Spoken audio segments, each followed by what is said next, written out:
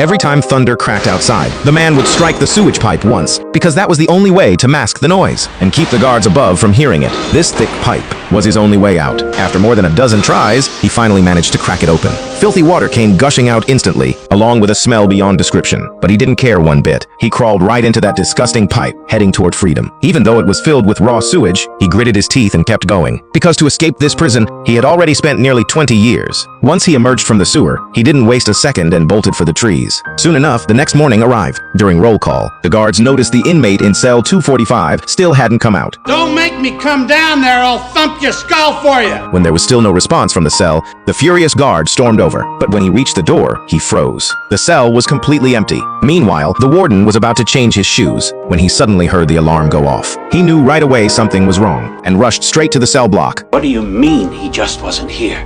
Then he started tearing into his men, demanding to know how the inmate was here at last night's count, but now just gone. Next, he ordered them to bring in the man's best friend, a prisoner named Red. He figured since the two were always joined at the hip, the man must have told him something before escaping.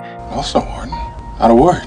That answer only made the warden angrier. Since this prison was built, nothing like this had ever happened. In a fit of rage, he grabbed a rock and hurled it at the poster on the wall. But instead of a thud, there was a strange echo. When he stepped closer, he saw the rock had gone straight through the poster and punched a hole in the wall. It hit him immediately. He reached his hand in, ripped the poster right off. And there it was, a massive hole in the wall, leading straight outside the prison. Everyone was absolutely stunned. When on earth had the man dug this tunnel? The guards immediately launched a full-scale search with dogs. But after an entire day, all they found was a rock hammer worn almost down to nothing and a tattered prison uniform. Even now, the guards still couldn't believe that one man alone, with nothing but a tiny hammer, had carved out a tunnel that long. Originally, the man had just wanted to carve his name into the wall, but he accidentally discovered the concrete crumbled away with ease. As a geology enthusiast, he immediately understood the key issue. Years of neglect had left the prison walls unmaintained, and weathering had caused the concrete to severely deteriorate. In that moment, he realized this was a gift from above. From that day on, whenever he got the chance, he would chip away at the wall. The poster served as the perfect cover. As for the concrete debris, he'd wait until yard time and quietly shake it out through his pant legs. The hammer was something he'd asked Red to get for him. Red had been in here for 20 years already and knew all the tricks. Other than the keys on a guard's belt, there was practically nothing he couldn't get his hands on. But there was no avoiding the surprise cell inspections. The man knew that if his secret was ever discovered, it would be the end of the line. To avoid raising suspicion, he pretended to be reading. When the warden and his men arrived, he cooperated fully, trying his best not to let them see how tense he really was. The guards behind him tore the place apart, checking every nook and cranny, even the edges of his chair. All the man could do was silently pray. They wouldn't tear down that poster. In the end, after a thorough search, they found nothing out of the ordinary. That's when the warden, who'd been silent the whole time, stepped in. He took the Bible from the man's hands. Any favorite passages?